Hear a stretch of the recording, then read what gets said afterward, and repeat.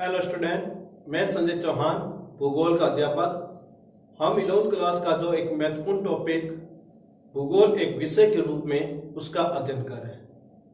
बच्चों, हमने जो पिछला वीडियो था उसके अंदर भूगोल का जो परिचय था, इंट्रोडक्शन था, उसके बारे में पढ़ा, जिसमें हमने देखा कि भूगोल की परिभाषा क्या है, भूगोल शब्द का नामकरण किसने किया, भूगोल को लैटिन भाषा में क्या कहते हैं, इन सभी तत्वों के बारे में जाना। फिर हमने भूगोल के 3 महत्वपूर्ण विषय के संबंधित सवाल पूछे गए थे, क्यों, क्या, कहां, उसके बारे में अध्ययन किया। क्यों, क्या, कहां। उसके अलावा हमने भूगोल एक समाकलन विषय के रूप में जो टॉपिक था उसके कुछ महत्वपूर्ण बिंदु थे, उसके बारे में भी अध्ययन किया। आज हम बच्चों भूगोल एक समाकलन विषय के रूप में जो टॉपिक है उसके जो कुछ महत्वपूर्ण बिंदु बचे हुए थे उसके बारे में अध्ययन करेंगे। साथ ही भौतिक भूगोल और प्राकृतिक विज्ञान से क्या संबंध है उसके बारे में भी अध्ययन करेंगे। तथा बच्चों, इसमें हम प्रत्येक बिंदु को एक विश्लेषण के माध्यम से आपको समझाएंगे, उनकी परिभाषाएं क्या है, उन सब के बारे में हम जानकारी देंगे। तो बच्चों, हमारा जो टॉपिक है भूगोल एक समाकलन विषय के रूप में उसके बारे में अध्ययन करते हैं। तो उसका जो पहला बिंदु है वो देखिए, भारत में हिमालय एक महान अवरोधक के रूप में देश की रक्षा करता है। आपको मालूम होना चाहिए बच्चों, हिमालय हमारे उत्तर में स्थित हमारे देश की एक सैनिक की भांति रक्षा करता है। पहले भी करता था और आज भी करता है। आपको मालूम है, जब हवाई यान की शुरुआत नहीं हुई थी उस समय हिमालय को पार करना बहुत ही क्या था, मुश्किल था। लेकिन आज भी हिमालय की जो ऊंची ऊंची जो चोटियां हैं उनको पार करना क्या है, मुश्किल है। बच्चों, मैं बता देता हूं, हिमालय हमारी सामरिक रूप से रक्षा करता ही है, साथ ही मौसम के रूप में भी हमारी रक्षा करता है। कैसे बच्चों, वो मैं बताता हूं। क्योंकि सर्दियों में जब साइबेरिया से आने वाली जब ठंडी हवाएं जो कम कपाने वाली होती हैं उसको हिमालय रोककर हमारे देश की क्या करता है, सुरक्षा करता है और इनकी रक्षा भी करता है। परंतु विद्वान दरें मध्य एशिया के आक्रमणकर्ताओं एवं प्रव्रजकों को मार्ग की सुविधा दे, लेकिन हिमालय के बीच में जो दरें हैं वो आने जाने के रास्ते प्रदान करते हैं, जिससे मध्य एशिया के जो लोग थे उनको भारत पर आक्रमण करने के लिए क्या प्रदान कर दिया, मार्ग प्रदान कर दिया। अब आपसे पूछ लिया जाए बच्चों, दरें क्या है, दरें क्या है? तो आपको सीधी सी परिभाषा है बच्चों, पहाड़ी क्षेत्रों के बीच मार्ग को क्या कहते हैं, दरें कहते हैं। जैसे आपने देखा होगा, इस तरह ये पहाड़ी होती है और उनके बीच में ये जो 10 जगह है इसको अपन क्या कहते हैं, दरें। क्या कहते हैं, दरें। और कहीं कहीं इसे नाल भी कहा जाता है। जैसे राजस्थान के अंदर देखते हैं तो नाल भी कहते हैं। अब अगले बिंदु की बात करें, समुद्री किनारे दक्षिण पूर्व एशिया, यूरोप एवं अफ्रीका से संपर्क को प्रोत्साहित करते हैं। देखो, हमारा जो देश है उसके दक्षिण में क्या है, समुद्र है। क्या है, समुद्र। इस कारण से भारत विश्व के बहुत सारे ऐसे देश हैं जिससे समुद्र के माध्यम से जुड़ा हुआ है। किससे जुड़ा हुआ है, समुद्र के माध्यम से जुड़ा हुआ, जिनमें से दक्षिण पूर्व एवं दक्षिण पूर्वी एशिया, यूरोप और अफ्रीका देश के बीच में समुद्र के माध्यम से जुड़ा हुआ है और साथ में व्यापारिक गतिविधियों का भी संचालन होता है। आपने देखा होगा डायग्राम के माध्यम से, आप देखो ये भारत है और यहाँ पर सारा क्या है, समुद्र है, और आपको यहाँ पर क्या मिल जाएगा, अफ्रीका मिल जाएगा। तो अफ्रीका भी जुड़ा हुआ है और फिर अफ्रीका को जस्ट पार करते हैं या फिर यहाँ पर देखते हैं तो लाल भूमध्य सागर से स्वेज से लाल सागर होते हुए यूरोप से जुड़ जाते हैं और साथ में यहाँ दक्षिण पूर्वी एशिया के जो राष्ट्र हैं उनसे भी आपस में जुड़ जाते हैं। इस तरह भारत सामुद्रिक रूप से या जल क्षेत्र से भी विश्व के बहुत सारे देश के बीच में आपसी संपर्क स्थापित करके रखा है। नौ संचालन तकनीकी ने यूरोपीय देशों को बाहर से कई एशियाई और अफ्रीकी राष्ट्रों पर उपनिवेश करने में सहायता की। देखो बच्चों, जब यूरोप को जब समुद्री मार्ग का रास्ता मिल गया या नौ संचालन की तकनीकी का उन्होंने विकास कर लिया, तो वो विश्व के अन्य देशों के अंदर समुद्री मार्ग से जाने लगे। और फिर उन्होंने विश्व को उन देशों को गुलाम बनाए जो कमजोर थे। क्या थे? कमजोर थे। और फिर उन्होंने उसके ऊपर अपना अधिकार जमा लिया। आपको मैं एक बात बता देता हूं, Vasco D gamma, Vasco D gamma नाम के जो पुर्तगाली थे, सॉरी वास्को डी गामा नाम के ये यूरोपीय जो नागरिक थे, उन्होंने किसकी खोज की थी? अमेरिका की, सॉरी भारत की खोज की थी। किसकी की थी? भारत की खोज की थी। ये क्या थे? पुर्तगाली। क्या थे? पुर्तगाली। तो याद रखना, तो वास्को डी गामा ने भारत की जो खोज की थी वो भी किस मार्ग से की थी? समुद्री मार्ग से। फिर एक थे Christopher Columbus, Christopher Columbus, Columbus. तो क्रिस्टोफर कोलंबस ने किसकी खोज की थी? अमेरिका की। किसकी की थी? अमेरिका की। तो आपको मालूम होना चाहिए बच्चों, इन लोगों ने जो अन्य देशों की जो खोज की थी उसका भी कारण क्या था? नौ संचालन था और फिर अलग अलग देशों में गए। उपनिवेशीकरण, उपनिवेश का अर्थ क्या है? तो उपनिवेश का सीधा सा अर्थ है बच्चों कि किसी भी देश को गुलाम बनाना, या उपनिवेश की परिभाषा पूछते हैं तो बच्चों सीधे से लिखना है कि किसी देश द्वारा अन्य किसी देश को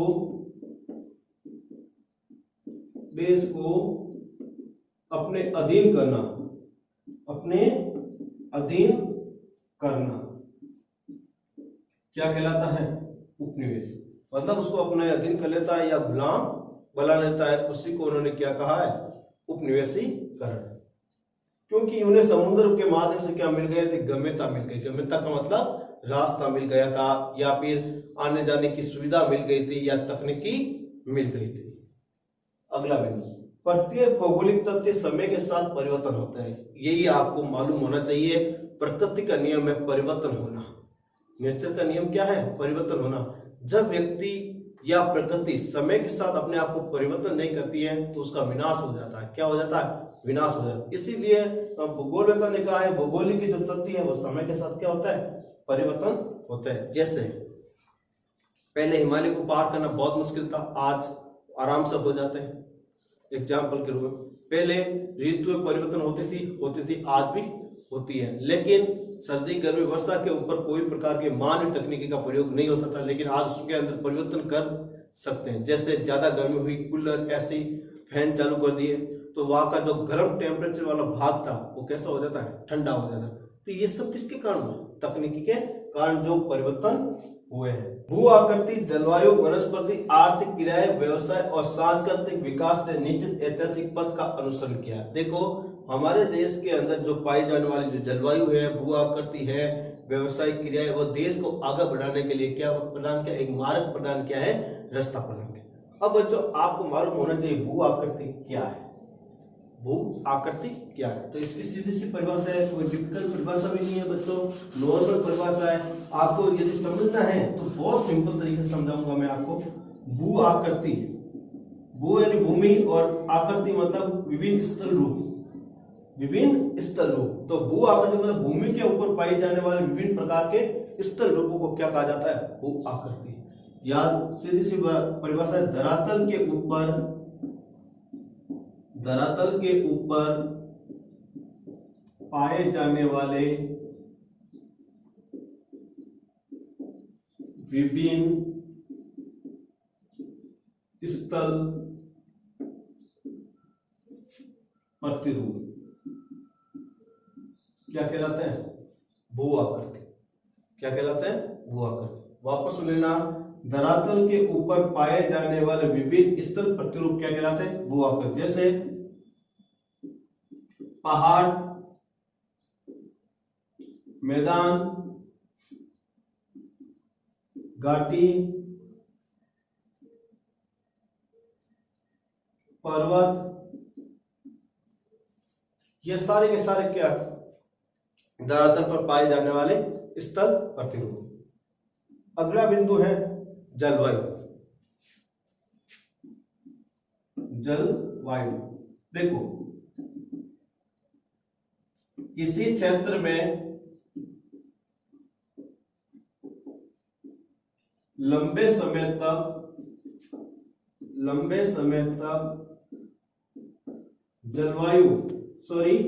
वायुमंडलीय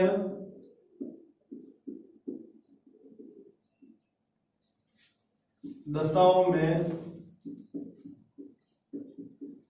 होने वाला परिवर्तन क्या कहलाता है बच्चों? जलवायु। तो आपको मालूम होना चाहिए जलवायु और मौसम में थोड़ा सा ही अंतर है। कितना है? थोड़ा सा है। जैसे एग्जाम्पल के रूप में जलवायु लंबी अवधि है, जैसे 4 माह, 6 माह, 8 माह इस तरह हो सकती है। लेकिन मौसम है वो कुछ पल के लिए हो सकता है। जैसे एक दिन के अंदर आप देखते हो सुबह के समय सूरज खिला हुआ होता है, दोपहर को बादल आ जाते हैं और शाम तक होती हुई क्या हो जाती है? वर्षा। तो ये वर्षा हो जाती है। तो ये सारी प्रवृत्ति किसमें आती है? मौसम के अंदर आती है। और जलवायु क्या हो जाती है? एक लंबी अवधि। फिर अगला बिंदु है वनस्पति। क्या है? वनस्पति। अब वनस्पति के बारे में आप जानती हो, धरातल के ऊपर आपने देखा होगा वनस्पति बहुत सारी पाई जाती है। वनस्पति इसकी परिभाषा है धरातल पर पाई जाने वाली विभिन्न प्रकार की घासें व पेड़ पौधों को वनस्पति कहा जाता है। कहा जाता है। तो ये हो गई किसकी बच्चा परिभाषा? वनस्पति की। तो वापस देख लेना, धरातल पर पाई जाने वाली विभिन्न प्रकार की घासें व पेड़ पौधे को क्या कहा जाता है? वनस्पति। क्या कहा जाता है? वनस्पति। फिर अगला बिंदु है आर्थिक क्रिया। तो आर्थिक क्रिया में सबसे पहले लिखते हैं आर्थिक क्रिया। तो ऐसी क्रिया जिनको करने से आय की प्राप्ति होती है उसे क्या कहते हैं? आर्थिक क्रिया। जैसे एग्जाम्पल के रूप में आपने देखा होगा खेतों में काम करते हैं तो भी किसकी प्राप्ति होती है? आय की। उद्योग में काम करते हैं तो किसकी प्राप्ति होती है? आय की। यदि अपन किसी भी क्रिया में काम करते हैं तो किसकी प्राप्ति होती है? आय की। और आपको मालूम होना चाहिए बच्चों आर्थिक क्रिया मुख्य रूप से आपके 10th क्लास के स्टैंडर्ड तक तो 3 तक पढ़ी आपने। कौन कौन सी? प्राथमिक क्रिया, द्वितीयक क्रिया और तृतीयक। आपने कितने तक पढ़ी थी? 10वीं तक? 3। प्राथमिक, द्वितीयक और तृतीयक। लेकिन आप जब 11th और के बाद 12th में आओगे तो उसमें 2 और जोड़ोगे, चतुर्थ एंड पंचम। चतुर्थ एंड पंचम। इस तरह आप आर्थिक क्रिया को कितने पढ़ोगे? 5 भागों में। कितने भागों में पढ़ोगे? 5। पहली प्राथमिक, द्वितीयक, तृतीयक, चतुर्थ और पंचम। आपने को पता ही है प्राथमिक क्रिया आपने पढ़ी है, द्वितीय क्रिया पढ़ी है, तृतीयक पढ़ी है, चतुर्थ पढ़ी है और पंचम पढ़ी है। व्यवसाय। व्यवसाय को आपको सीधी सी भाषा में देखो, विभिन्न प्रकार के किए जाने वाले आर्थिक क्रियाएं किसमें आती हैं? व्यवसाय के अंदर आते हैं। किसमें आते हैं? व्यवसाय के अंदर आते हैं। और सांस्कृतिक विकास, जैसे आपने देखा होगा हमारी परंपराएं, हमारे रीति रिवाज और जैसे के साथ साथ हमारे जो स्थल भूभाग पर बनने वाले नए सांस्कृतिक विकास, जैसे बड़ी बड़ी बिल्डिंगों का विकास होना, उद्योग धंधों का विकास होना, रेलवे स्टेशनों का विकास होना, ये सारे विकास ही किसी देश के आर्थिक विकास को आगे बढ़ाने में क्या देते हैं? योगदान देते हैं। तो आपको बच्चों भू आकृति, जलवायु, वनस्पति, आर्थिक क्रिया, व्यवसाय एवं सांस्कृतिक विकास किस तरह देश को ऐतिहासिक पथ को आगे बढ़ाते हैं उसके पता चल गया होगा। अब हमारा विषय है बच्चों भौतिक भूगोल एवं प्राकृतिक विज्ञान। मतलब भौतिक भूगोल का संबंध प्राकृतिक विज्ञान से किस तरह है उसके बारे में जानेंगे। भौतिक भूगोल, पहले आपको मालूम होना चाहिए भौतिक भूगोल क्या है। तो भौतिक भूगोल क्या है, सीधी सी परिभाषा आपको याद होनी चाहिए भौतिक भूगोल की क्या होनी चाहिए। तो आपने देखा होगा कि जो पहाड़ है, मैदान है, घाटियां है, नदियां है, ये सब का निर्माण किसने, मानव ने किया है या प्रकृति ने किया है? किसने किया बच्चों? प्रकृति ने किया। और जो भी प्रकृति के कारक आता है वो किसमें पढ़ा जाता है? भौतिक भूगोल में। किसमें पढ़ा जाता है? भौतिक भूगोल में। तो सीधी सी भौतिक भूगोल की परिभाषा पूछी जाए तो सीधी से याद रखना, भौतिक भूगोल प्रकृति से प्राप्त कारकों का अध्ययन जिस भूगोल में किया जाता है।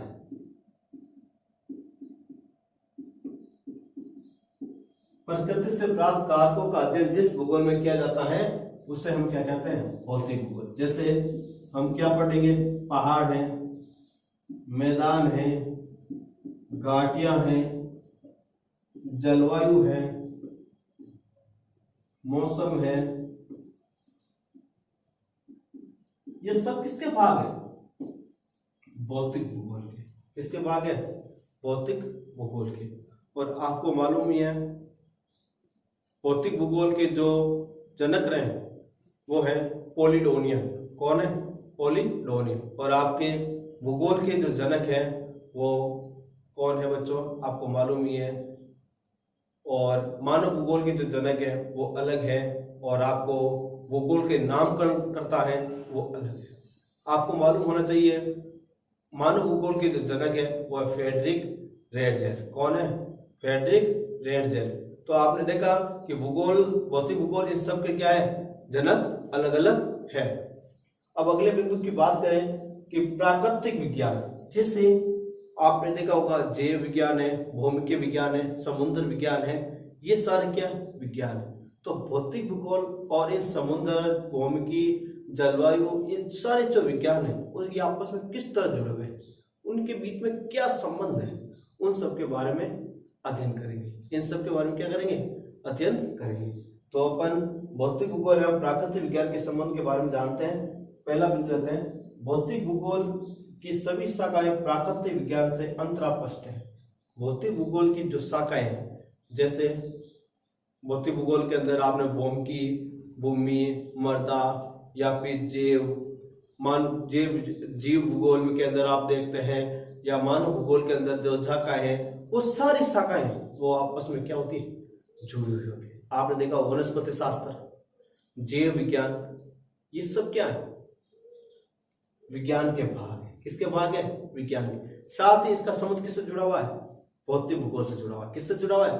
भौतिक भूगोल। तो इससे यह पता चलता है बच्चों कि प्राकृतिक भूगोल और हमारा जो प्राकृतिक विज्ञान है उनके बीच में क्या है? गहरा संबंध है। उन दोनों को हम अलग करके अध्ययन कर ही नहीं सकते, या फिर उनको अलग किया ही नहीं जा सकता, क्योंकि शरीर से आत्मा अलग नहीं हो सकती, उसी प्रकार भौतिक भूगोल को प्राकृतिक विज्ञान से अलग नहीं किया जा सकता। ठीक है, अगला बिंदु देखते हैं। परंपरागत भौतिक भूगोल और भौमिकीय, मौसम विज्ञान और जल विज्ञान मृदा विज्ञान से संबंधित। और परंपरागत जो भौतिक भूगोल है उसके अंदर भौमिकीय, मौसम विज्ञान, जल विज्ञान और मृदा विज्ञान ये आपस में क्या रखते हैं? संबंध रखते हैं, आपस में जुड़े हुए होते हैं। तो उसमें से पहला एक शब्द आया भौमिकी। भौमिकी का अर्थ है भूमि। भौमिकी का अर्थ है भूमि। भूमिकी का अर्थ हुआ है भूमि। और आपको पता ही है भूमि किससे कहते हैं? स्थलमंडल के ऊपर पाई जाने वाली सबसे ऊपरी परत है। स्थलमंडल के ऊपर पाई जाने वाली सबसे ऊपरी परत, उसी को हम क्या कहते हैं? भूमि कहते हैं। और आपको पता ही है भूमि के ऊपर कहीं पर पहाड़ है, कहीं पर मैदान है, कहीं घाटियां है, ये सब देखने को मिलती है।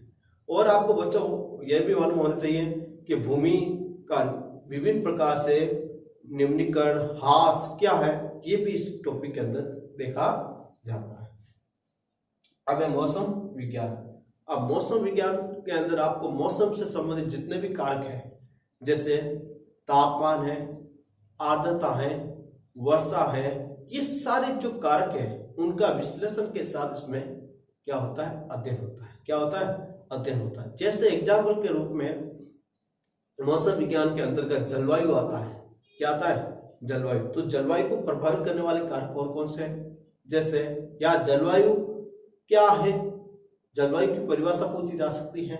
ये सारे के तत्व है वो किस में होंगे, मौसम विज्ञान में। जल विज्ञान, जल विज्ञान के अंदर देखते हैं तो समुद्र के अंदर पाए जाने वाले जो जलीय जीव है, जलीय वनस्पति हैं, और उसके अंदर पाए जाने वाले खनिज तत्व हैं, और जल का जो उपयोग है और जल के जो रूप हैं, उन सब का इसके अंदर अध्ययन होता है। आपको पता ही है जल 3 रूपों में पाया जाता है। ठोस रूप में पाया जाता है, द्रव्य रूप में पाया जाता है, और गैस रूप में भी पाया जाता है। जैसे ठोस रूप में बर्फ के रूप में, गैस के रूप में जलवाष्प के रूप में, और द्रव यानी जल के रूप में। और मृदा विज्ञान, और मृदा विज्ञान के अंदर मिट्टी की बारे में हमें जानकारी मिलती है। मिट्टी का निर्माण कैसे हुआ, मिट्टी क्या तरह किस है, मिट्टी के प्रकार कौन से हैं, मिट्टी निम्नीकरण के कारण क्या है, इन सभी तत्वों के बारे में इसमें क्या होता है, अध्ययन होता है। आपने देखा होगा कि विश्व के अंदर अलग अलग जगहों पर अलग अलग प्रकार की मिट्टी पाई जाती है। आपने देखा भारत जैसे देश के अंदर भी अपन मानते हैं बच्चों, तो इसमें भी मिट्टी के प्रकार क्या है, अलग अलग है। भारत में भी देखे होंगे कि चट्टानों की गुणवत्ता, तापमान और वहां की जलवायु के आधार पर अलग अलग प्रकार की 9 प्रकार की मिट्टियां पढ़ने को मिलती है। कितने प्रकार की, 9 प्रकार की मिट्टियां पढ़ने को मिलती है, जिनमें से कुछ मिट्टियों जैसे हमने जलोढ़ मिट्टी, दोमट मिट्टी, काली मिट्टी, लेटराई मिट्टी, लाल पीली मिट्टी, पर्वतीय मिट्टी, मजदूली, कचारी, इस तरह बहुत सारी जो मिट्टियां हैं उन सब के बारे में अध्ययन किया जाता है। और साथ में इन मिट्टी निर्माण की प्रक्रिया क्या है, मिट्टी निर्माण की प्रक्रिया को प्रभावित करने वाले कारक कौन से हैं, इनका भी क्या होता है, इसमें अध्ययन होता है। अगला टॉपिक लेते हैं बिंदु। इस प्रकार के भू आकृति विज्ञान, जलवायु विज्ञान और सामुद्रिक विज्ञान, मृदा विज्ञान, भूगोल का प्राकृतिक विज्ञान से निकट सा संबंध है। और इसी प्रकार जो प्राकृतिक विज्ञान के जो विषय है, जैसे भू आकृति विज्ञान, जलवायु विज्ञान, सामुद्रिक विज्ञान, और इसके अलावा हमारा मृदा विज्ञान, वो भूगोल और प्राकृतिक विज्ञान से आपस में गहरा संबंध प्रकट करता है। जैसे मैं इसको कुछ महत्वपूर्ण बिंदु है उसके बारे में जानकारी दे देता हूँ बच्चों। जैसे कि इसके अंदर पहला आया भू आकृति विज्ञान। भू आकृति विज्ञान के अंदर अपन स्थलाकृतियों के बारे में पढ़ेंगे। किसके बारे में पढ़ेंगे, स्थलाकृतियों के बारे में पढ़ेंगे। स्थलाकृतियों में आपने देखा होगा नदियों के द्वारा बनने वाली स्थलाकृतियां, पवनों के द्वारा बनने वाली स्थलाकृतियां, और अंतजात और बहिर्जात बल के कारण बनने वाली जो स्थलाकृतियां, इन सारे स्थलाकृतियों का जो विवरण है, विवेचना है, व्याख्या है, ये सब हम किस में पढ़ेंगे, भू आकृति विज्ञान में। और इसके अलावा इसमें जो पहाड़ है, मैदान है, नदियां हैं, घाटियां हैं, पर्वत है, इनका भी विश्लेषण के साथ अध्ययन करेंगे और उसमें देखेंगे कि कौन सा पहाड़ किस प्रकार, किस प्रक्रिया के द्वारा उसका निर्माण हुआ है। फिर अपन देखते हैं जलवायु विज्ञान।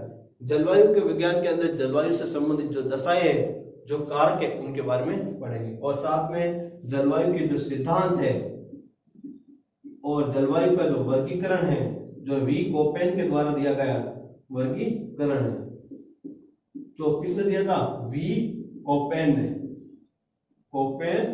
ने दिया था 1918 के अंदर। जो जलवायु को उन्होंने क्या किया था, वर्गीकरण किया था, और उन्होंने विश्व की जो अलग अलग प्रकार की जो जलवायु है उनका विश्लेषण किया था।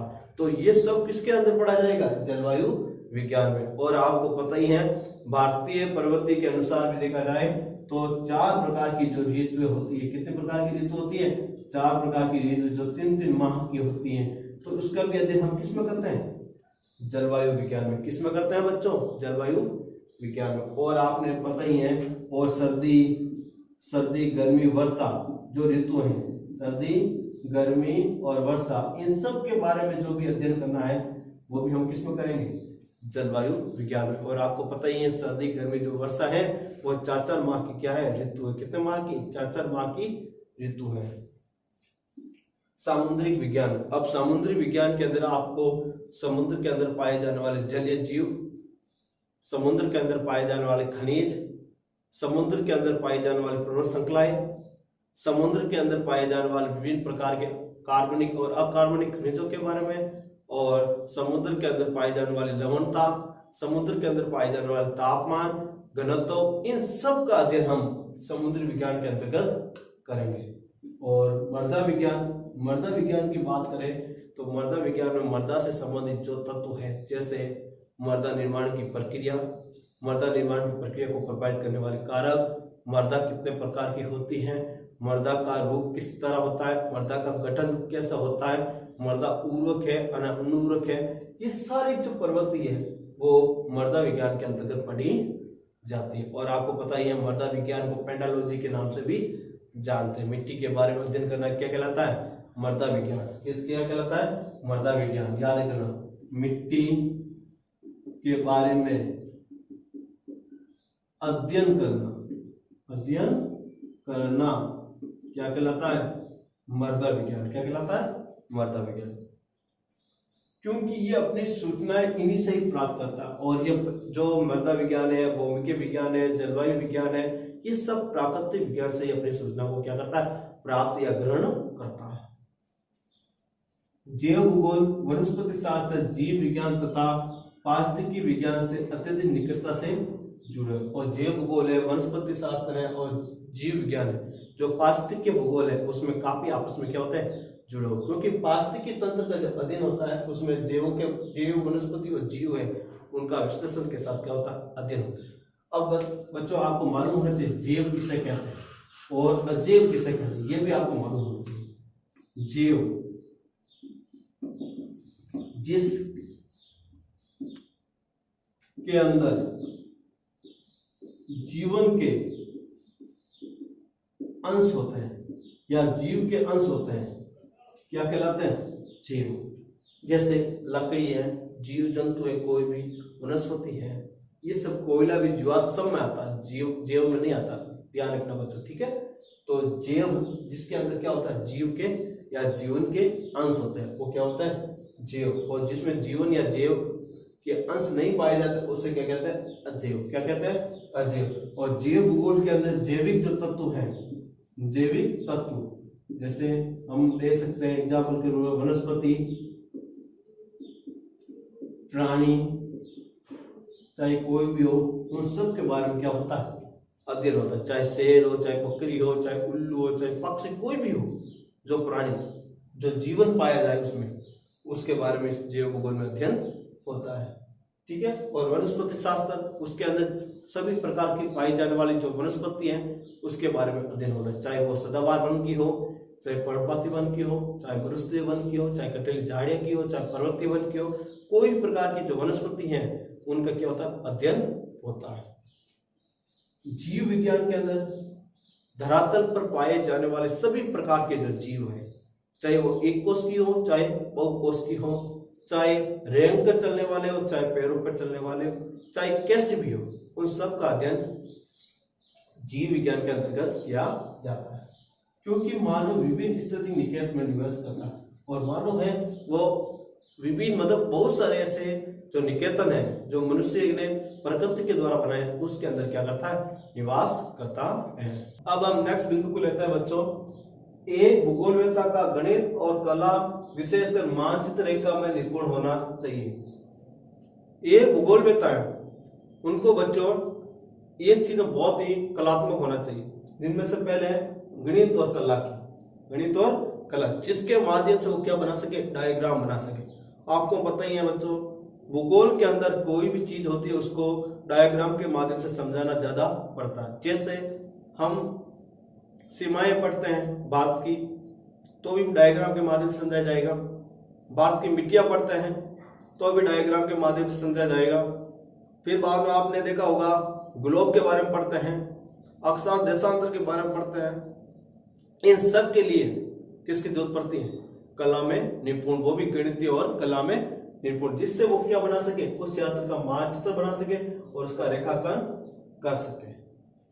अगला बिंदु, भूगोल खगोलीय स्थितियों के अध्ययन में से जुड़ा, और भूगोल है वो खगोल स्थिति से क्या है? आपस में जुड़ा, जिसमें हम नक्षत्र के बारे में भी पढ़ सकते हैं। जैसे पृथ्वी है, शुक्र है, मंगल है, जैसे ग्रह हैं, तारे हैं, और इसके अलावा धूमकेतु हैं, उपग्रह हैं, ये सब किसके भाग है?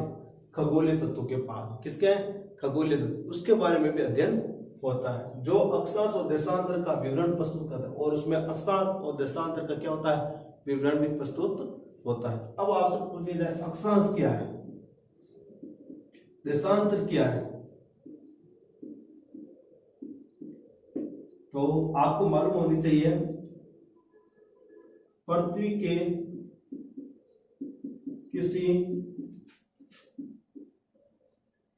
किसी भूतल पर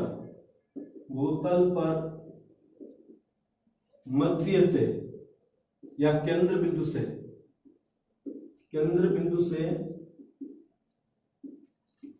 खींची गई कौणिक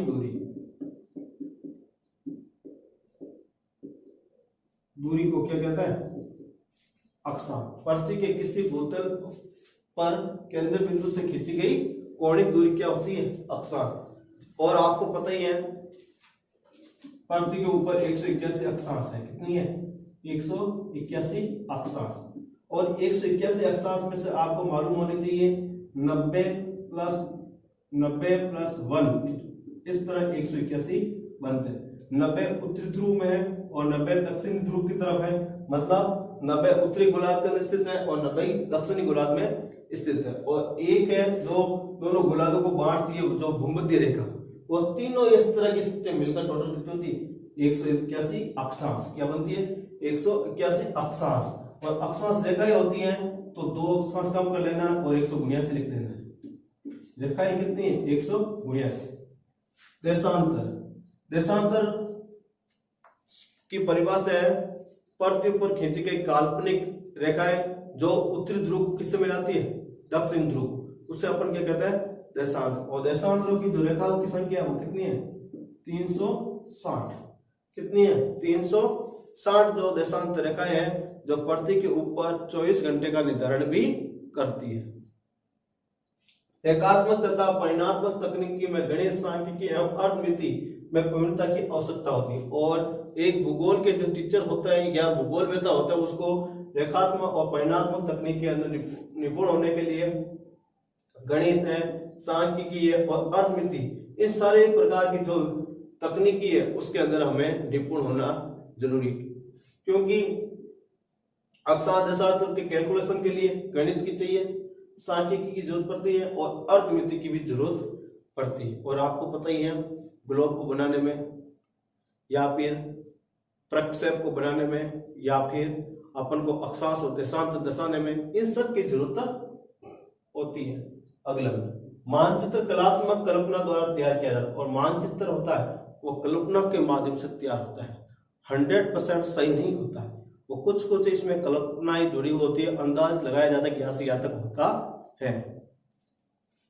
खाका, मानस और मानचित्र एवं मानचित्र कला हेतु कला में निपुणता आवश्यक है। और उनका खाका बनाना, मानस बनाना और मानचित्र कला में हेतु उस भूगोल वेत्ता को क्या होना पड़ेगा, निपुण होना पड़ेगा। किसके अंदर, गणित के अंदर, सांख्यिकी के अंदर, अर्थमिति के अंदर। तो आपने देखा बच्चों इस तरह भौतिक भूगोल और प्राकृतिक विज्ञान से किस तरह आपस में संबंध होता है और किस तरह हम इसको एक दूसरे से अलग नहीं कर सकते। हम जो नेक्स्ट वीडियो होगा बच्चों उसके अंदर भौतिक भूगोल और अन्य जो भूगोल हैं उसके बीच में जो क्या संबंध है उन सब के बारे में पढ़ेंगे। और इसके अलावा जो भौतिक भूगोल की जो शाखाएं हैं उनके बारे में भी अध्ययन करेंगे। Thank you.